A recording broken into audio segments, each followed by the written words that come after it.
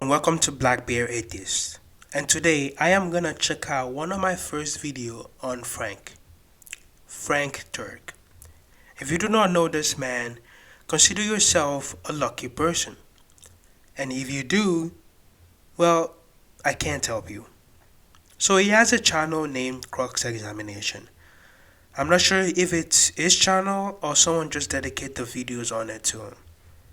This is the oldest video on there. It's like 14 years old. I'm just going to check it out. The title being Faith is Not Enough. And I agree.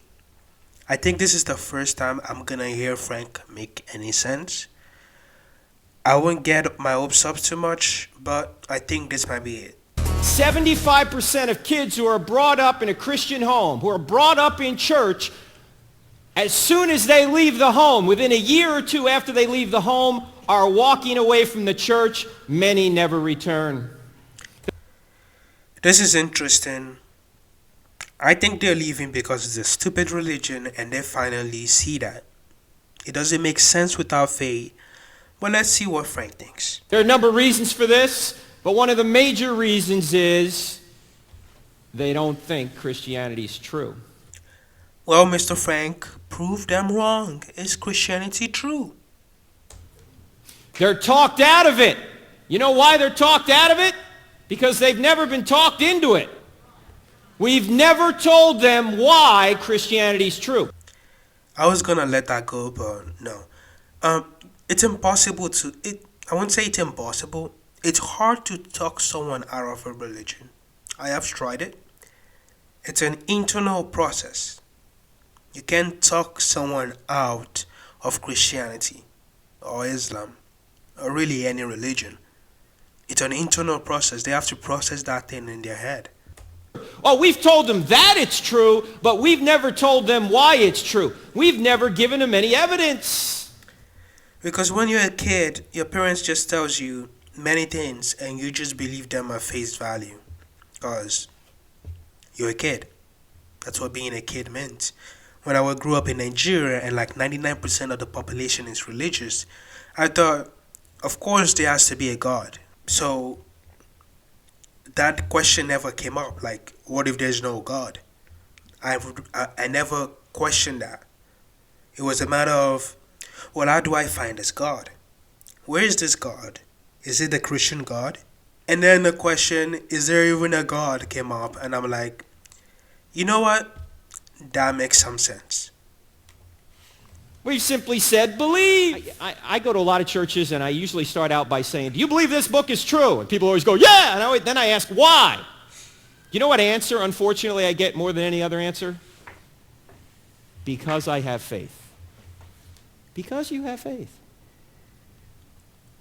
Is that a good answer? No, it's not a good answer. Though I like the fact that Frank is making some sense here. And I'm very surprised he is making any sense. Having faith does not prove your religion. Because you have faith, does that make this book true?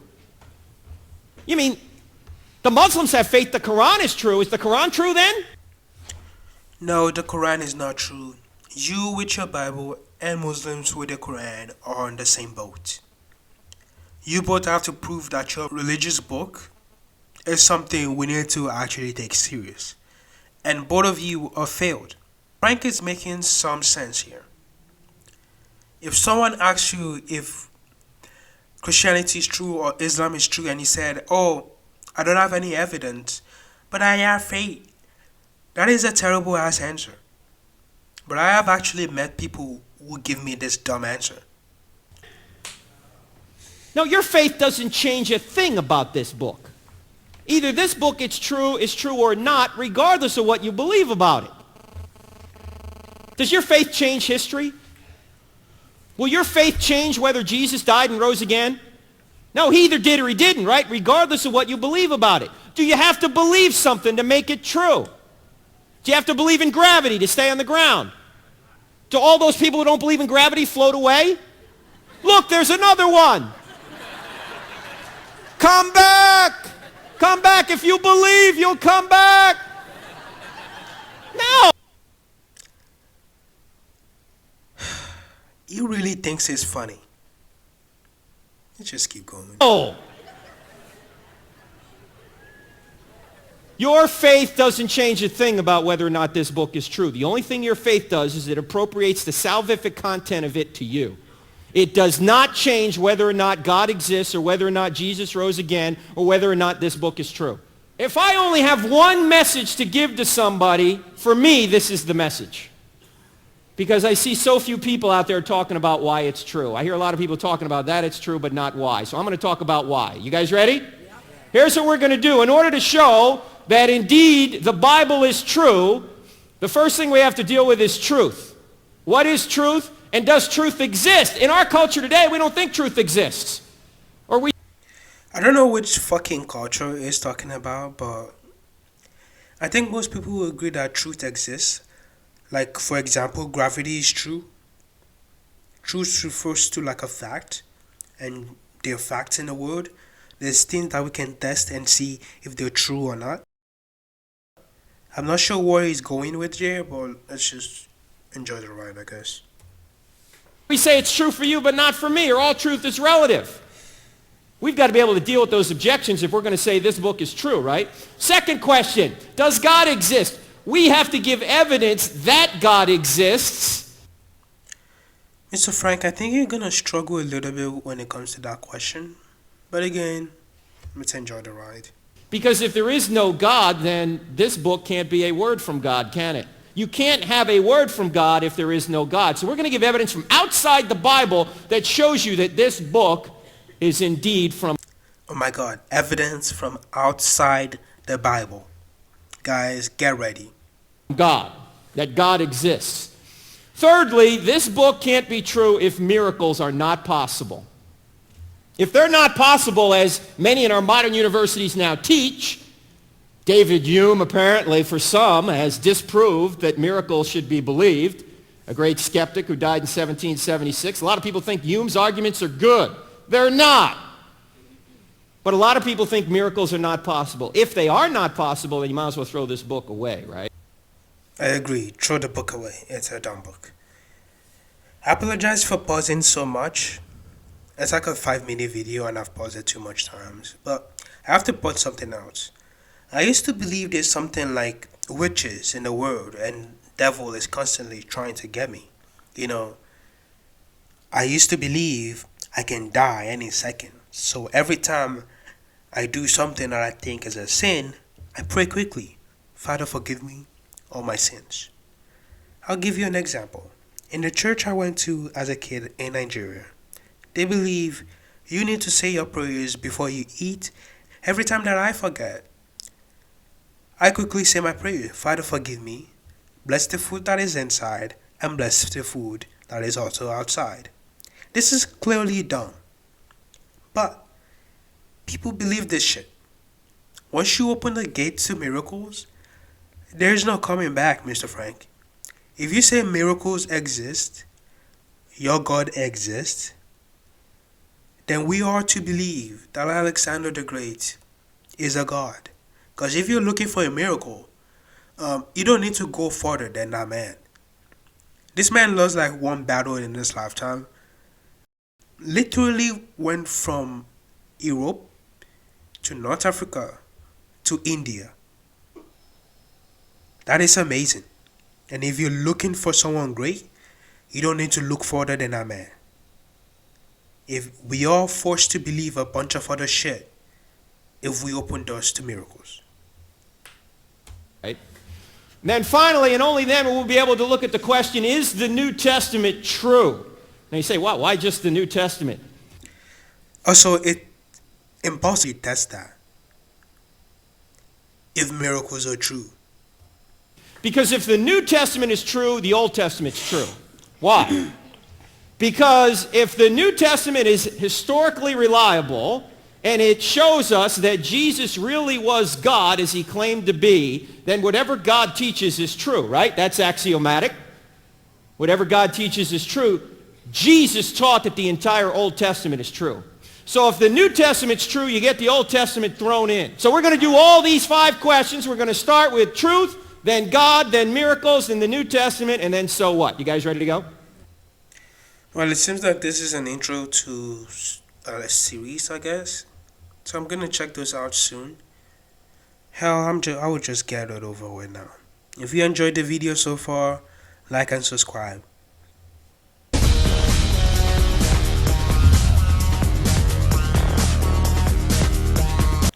I gotta say, I love the music. It's kinda nice. Blackbeard approves. I like the early 2010s. I don't know why, but I just like it. The music, the outfits, the fashion. It's just nice. Anyways, moving on.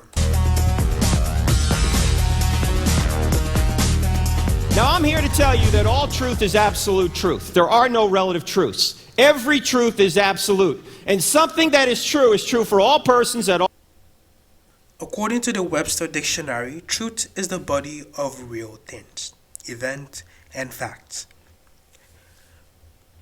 A relative truth, this is not from the Webster Dictionary. A relative truth, this is influenced by culture and other social factors. Like, for example, eating rice with a spoon is better than a fork. And absolute truth is a fact that exists either ways, like Earth not being flat. These examples are how I see it. So there's relative truth and absolute truth.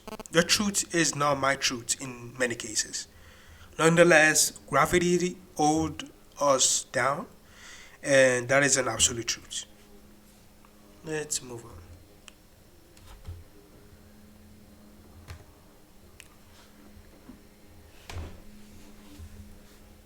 At all times, in all places. You say, wait, I can think of a relative truth already, Frank. What is it? Well, right now I feel warm while the people in Alaska feel cold. That's relative. No, it's not relative. It's absolutely true for all people at all times in all places that right now you feel warm. Remember, truth is what corresponds to its referent. When referring to you, it's true you feel warm right now, despite what the people in Alaska feel. It's absolutely true for all people in all times in all places that right now the people in Alaska feel cold. That's absolutely true. There are no relative truths. Truth is truth. Now, when you... What if I feel hot at 70 degrees and my friend feels cold? We're both at the same place with different truths. The absolute here is that the thermostat is at 70 degrees, and how I feel is relative. For the most part, emotions are relative. I could be feeling sad and you could be feeling happy with the same scenario. You say things like this, however, you get a lot of objections in our culture today. Here are some objections we get to absolute truth. There is... What the fuck does he mean? In our culture today, Christians makes up about 60% of the US population. You impact the fucking culture. I hate when Christians play the us versus the world thing. There are 2 billion of you. Take a fucking chill pill. There is no truth. I heard that said on the radio once. Guy called in and said, there is no truth. I see he has another invisible friend. What do you do with that? Someone called in one time and said, you can't know truth. More straw man. Just can't know it. Or sometimes they'll say, all truth is relative, or my favorite, it's true for you but not for me. Christianity may be true for you, but Buddhism's true for me, right? No one has the truth. You Christians, you think you have the truth? Let me tell you something. Nobody has the truth. What do you say to that? And if they really get angry at you or annoyed, they'll say, well, you ought not judge. You Christians, you're so judgmental. Stop judging. Don't you judge me. You see, I don't think Frank is good at what he does. In fact, I think he's shit. However, Christians eat this shit up. These are smart people. I think they are smart people. I consider people smart until I hear them talk. Frank is terrible at what he does, but these people's standard are so fucking low that it's picking them up. You can hear them cheer at the back. This is just fucked up. Jesus said, don't judge. We got to deal with all these things, don't we? If we can't refute these particular objections, then we can't say the Bible's true. And the way we're going to refute these claims is to apply the claim to itself. Apply the claim to itself. For example, if someone were to come up here, suppose I were to come up here and say to you, look, I can't speak a word in English. What would you say? You just did, right? Everyone can see that's self-defeating. To say I can't speak a word in English is self-defeating. It's logically self-defeating. Now, something that's practically self-defeating would be for me to say, who in the world would say that? my parents had no kids that lived. Right? He really thinks it's funny. Have to be here to say that? He just gave a dumb story of the cartoon.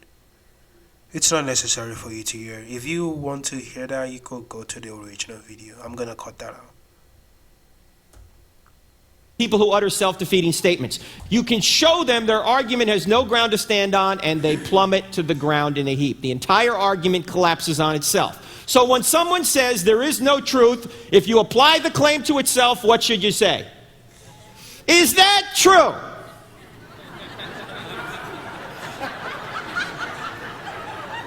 You see? Or again, this man thinks it's funny. if somebody says all truth is relative, what should you say? Apply the claim to itself. Yeah, is that a relative truth? No, that's supposed to be an absolute truth. Yeah, it is. It is true to say they are relative and absolute truth. I don't know what he's getting at here. Right? How about somebody says this? This is a big one in our culture today. It's true for you, but not for me. What do you say to that? Apply the claim to itself. What do you say? This section over here. Well, you could say why, but the easiest way to refute it is to say, yes, is that true for everybody? I really hope these people are not taking Frank's advice, because people will destroy you in a debate. It might be too late because the video is 14 years old. Is it true for everybody that's true for you but not for me? Because if it's true for everybody that's true for you but not for me, then true for you but not for me can't be true because it's true for everybody. So right? funny. Actually, there's a more fun way to deal with it. If somebody says it's true for you but not for me, say, sure, go. This is just a dumb way of not having a productive conversation. And that's exactly what Frank is telling people to do. Try that with your bank teller. Go to your bank teller one day and say, I'd like $100,000 out of my account. Bank teller looks at your account and says, I'm sorry, you only have $47.12 in your account. And you go, that's true for you, but not for me. Give me the 100 grand. Now, if it's true for you, it's true for everybody. When it's a truth that refers to its referent. And that's true for religious claims as well. If it's true that God exists, that's true for everybody, whether you believe it or not. If it's true. Well, that's a lot of ifs, man. This just feels like an episode on alien history. A bunch of claims, no evidence to back it up. True that Jesus rose again for the sins of the world, that's true for everybody, whether you believe it or not. Will your faith change whether Jesus died and rose again? Just look at that woman eating all this shit up. Just sad. No, he either did or he didn't, right? Regardless of what you believe about it. Do you have to believe something to make it true? Do you have to believe in gravity to stay on the ground? Do all those people who don't believe in gravity float away? Look, there's another one. Oh my God. Come back! He really thinks it's funny. He made the same dumb joke like 2 seconds ago. Come back. If you believe, you'll come back. No. Your faith doesn't change a thing about whether or not this book is true. The only thing your faith does is it appropriates the salvific content of it to you. It does not change whether or not God exists or whether or not Jesus rose again or whether or not this book is true. How about this one? There's no truth in religion, only science. Well, you could technically research if there's no truth in religion, but that just would be a lot of work. And maybe it would be nearly impossible because some religion already come and go. So you can technically just search it up and see which religion is true and which religion is not. Just putting a thought out there. Maybe you could, maybe you couldn't. You hear this a lot on college campuses, or campi. That's what they say. They say there is no truth in religion or philosophy or anything else. There's only truth in science. We get all our truth from Another invisible man, just a strawman. science. So all your religious truths are just a matter of faith, and all the scientific truths over here, they're really true. What's the problem with the statement? Yeah, is that a scientific truth? No, that's not a scientific truth. You can't go in the laboratory and prove that. That's a philosophical claim right there. So it defeats it. You could technically do a research on that claim to find if any religion has truth in them. You'll probably find some that has truth in them, which makes this claim a dumb claim to begin with. You cannot know all the religion that ever existed. We can account for all of them. If you do, then you have to look at all their claims to make this statement true or not true. That is just what I think. What the fuck does it be know? Let's just keep going. Itself and wipes away a lot of skepticism about Christianity. You ignorant, arrogant, judgmental Christians, you think you have the truth. Straw man. Straw man. What the fuck is saying this? Let me tell you, nobody has the truth. What do you say to that? Yeah, then how do you have the truth that that's true? If we can't know the truth, how do you have the truth that nobody has the truth? I think it's safe to say nobody knows everything. I think it's safe to say nobody knows everything. I think you can study this to an extent by going to the best university in the world and pick a random selection and ask random questions. There is no such thing as a know-it-all person. I don't think anybody knows everything. Because if you have the truth that nobody has the truth, then I guess somebody has the truth, namely you, which means that nobody has the truth isn't true. I know this can give you intellectual constipation if you think about it long enough, but... Just look at that face. For you to say that somebody is wrong, what do you have to know? You have to know what is right. You can't say somebody is not right unless you know what is right. That's how I know your Bible is full of shit, man. You know, you're hearing a lot now from our postmodern culture that everything is meaningless, or that words don't have any meaning. What do you say to that? Everything's meaningless. You say, hey. They're right to an extent. There's no objective meaning to life. Through evolution, you could say to survive and reprocreate. But it's a real interesting topic. I don't know if there's meaning to life. It might just be what we make of it. That is what we've been doing so far. And we survive just doing that. Doubting doubt. See, if you start doubting doubt, then you're back to knowing something for sure, right? Maybe skeptics ought to start doubting their doubts. Have you guys ever thought about doubting your doubts?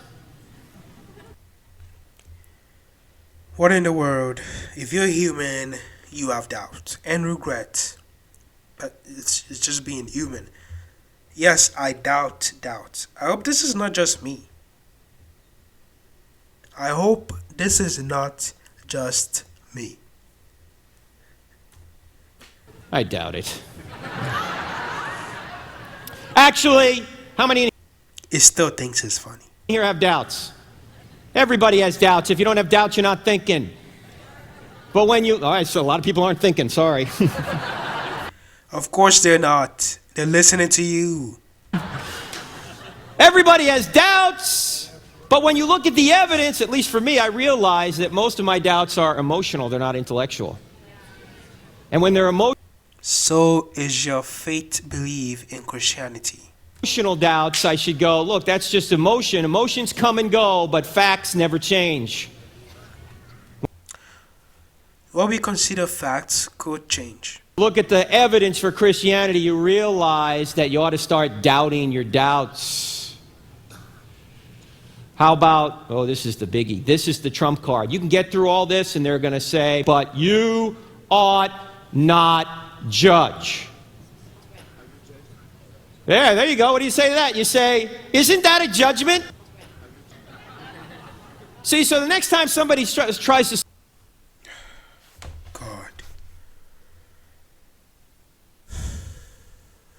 stop you dead in your tracks for judging, they say, don't you judge me. You know what you ought to say to them? Then why are you judging me for judging?